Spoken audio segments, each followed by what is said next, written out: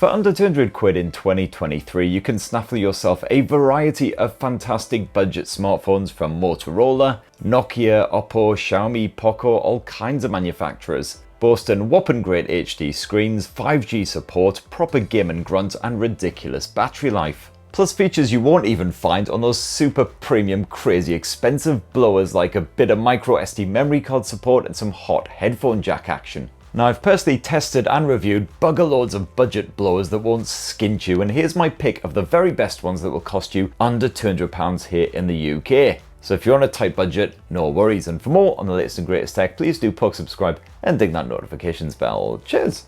Now, Motorola is certainly one of the most prolific manufacturers when it comes to budget smartphones, with several handsets costing under the £200 price point here in Byyyyeeee. And many of them do have very similar designs and specs as well, so they do seem to be almost clones of one another until you dive under the surface and dig a little bit deeper. One of its latest launches is this here Motorola Moto G53. Like other Motos at this price, this serves up a simple stock version of Android. In this case, fresh and tasty Android 13. Although you do get a selection of excellent Motorola extras packed on there, like the badass choppy torch effort. It's great that you do get that latest version of Android, but Motorola isn't exactly known for its super speedy, timely updates, and it doesn't tend to support its budget handsets as long as someone like Nokia, for instance. So while the G53 will probably get an Android 14 update at some point, I wouldn't expect any more beyond that. Still, this 6.5-inch handset handles everyday life just fine with its Snapdragon 480 Plus chipset, while games that aren't too demanding, such as Call of Duty Mobile, play with a pleasingly fluid frame rate.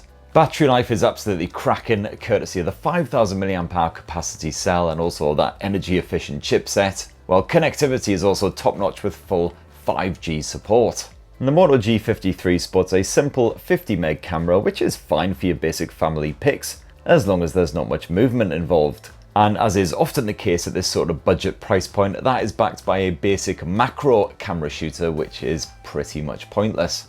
Sadly, the display is a basic HD Plus LCD panel, although it's fine for a bit of YouTube or Netflix streaming on the fly, while the refresh rate hits 120Hz on supported apps. And you've also got stereo speakers and a headphone jack, huzzah! And yes, you do have full memory card support as well, so you can boost the onboard storage. An alternative option to the G53, especially if you see it on a discount, is the Moto G23, which launched at the same time. And like the G53, this sure ain't anything special as far as looks go. It's another splash-resistant plastic blower, although there is a choice of 3 colours, which is nice. You once again have the latest, freshest Android 13 right out of the box, but unfortunately you don't get all of those bonus Moto extras, such as for instance the gaming mode. The Moto G23's 6.5-inch IPS screen is unfortunately once again a 720p res effort, so not exactly supremely crisp, but those visuals are reasonably punchy and the panel maxes out at 90Hz refresh. While those visuals are once again backed by a pretty decent stereo speaker setup, and yes, you got that headphone jack. MediaTek's Helio G85 chipset can handle games like Call of Duty Mobile, although there's no support for higher graphics settings, and this mobile is definitely built more for simple everyday stuff, like messaging and endless doom scrolling. And sadly, no, there's bugger all 5G support here. For that you will need to upgrade to the G53. Still, the 5000 mAh battery will again keep you going all day long, no worries, even with bugger loads of screen on time, and the camera tech is actually pretty decent even in low light scenarios, as long as your subject can remain reasonably still. Now, 50 meg primary sensor captures impressive detail and accurate colours in low light, although the video mode does top off at full HD resolution. And you get all the other features that you would hope for even at this sort of budget price, the likes of NFC for your contactless payments and a bit of microSD memory card support to expand that storage.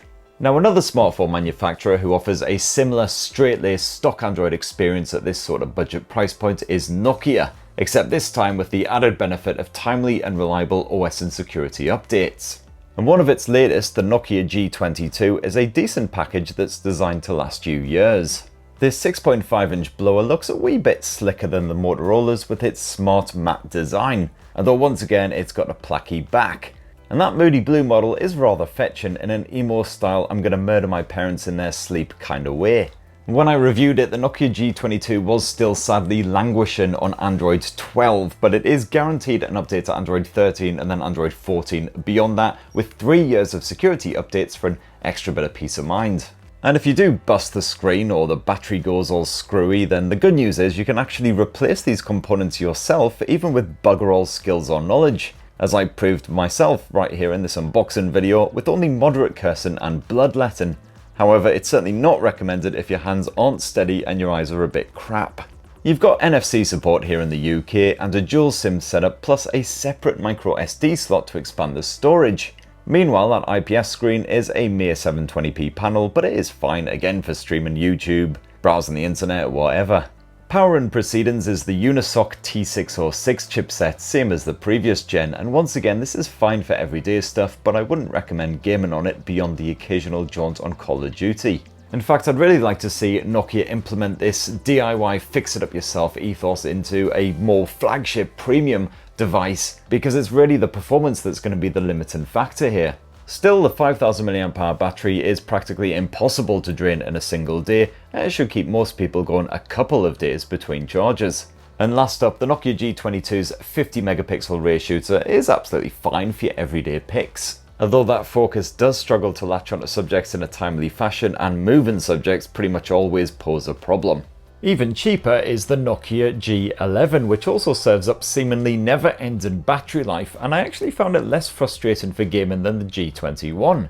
It's a solid one for media streaming too, although once again that camera tech is basic at best. Definitely check out my full unboxing and hands-on review if you want to know more on all that shenanigans. Alternatively, for a bit more cash, you can always grab the Nokia G50, which upgrades the connectivity to a tasty bit of 5G for proper future-proofing. This 5G support comes courtesy of Qualcomm's Snapdragon 480 chipset, not the fastest platform around, so the performance can feel a little bit sluggish at times, kind of like the Nokia G50 just walked from a horrific bender on the Blue Wickeds. But it can still handle everyday shenanigans like messaging, web browsing, media streaming, stuff like that, no worries. And to be fair, even a light bit of gaming is fine, with online murdathons like Call of Duty Mobile and PUBG playing with a respectable enough frame rate.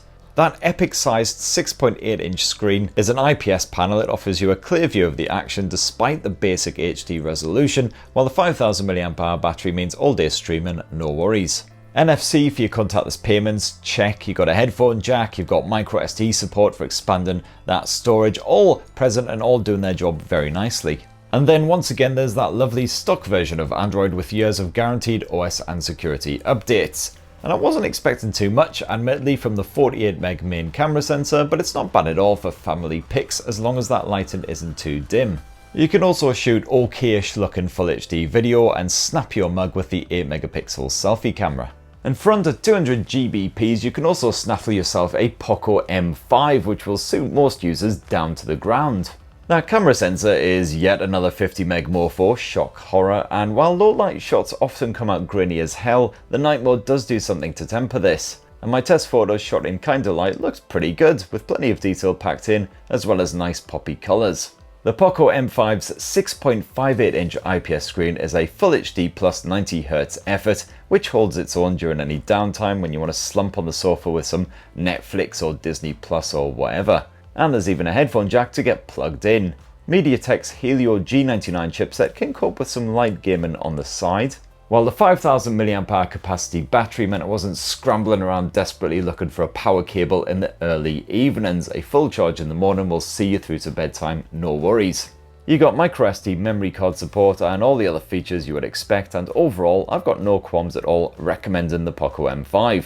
Of course, not everyone is guaranteed to get on with the ever so slightly quirky MIUI launcher, which sits on top of Android, and Xiaomi and Poco tend to be not quite as reliable as the likes of Nokia when it comes to those OS and security updates. As long as that's not a deal breaker where you'll struggle to find better hardware at this sort of price point. Xiaomi is yet another manufacturer offering a decent range of smartphones with respectable specs at this sort of budget price point, and one of the best ones you can get right now in 2022 is this here Redmi Note 11.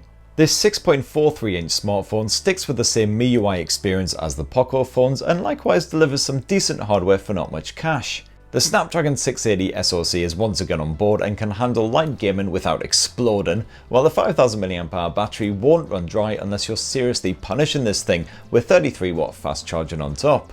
You got up to 128 gigs of storage crammed in here, expandable via micro SD like most of its budget-friendly arrivals, and also that camera tech may be rather basic, but it's actually pretty decent for your everyday snaps. Yes, the 50 meg primary camera sensor does struggle in less than ideal lighting, but otherwise it's good for your everyday shareable shots. You've also got a punchy AMOLED display which hits 90Hz refresh and pumps out punchy visuals with a crisp Full HD Plus resolution. And while the stereo speaker arrangement isn't exactly mind-blowing, for this low price it's a solid bit of kit. And also bear in mind that the Xiaomi Redmi Note 11 Pro model occasionally dips down to around the £200 price point in the various sales on Xiaomi's website.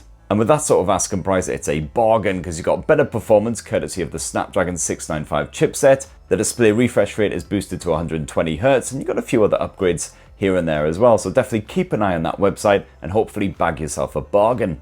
And before I bugger right off, I'd like to throw a little bit of love at Realme as well, who is offering a growing selection of decent budget-friendly handsets at under £200, including the likes of the Realme 8 5G. This once again boasts 5G support, as the name heavily suggests, and while it's not as fully featured as the nifty Realme 8 Pro, the MediaTek Dimensity 700 chipset makes for respectable performance. You got a 90Hz IPS screen which is slick and sharp, and the long-lasting battery life means zero stress when you're out and about. And also consider the Realme C31 and C35, which cost under 150 quid. There's only £20 between them, but I was more impressed with the C35, which boasts a better screen, more storage, faster charging, and quite a few other improvements. Though the camera has the nasty habit of saturating any shots that you take outdoors.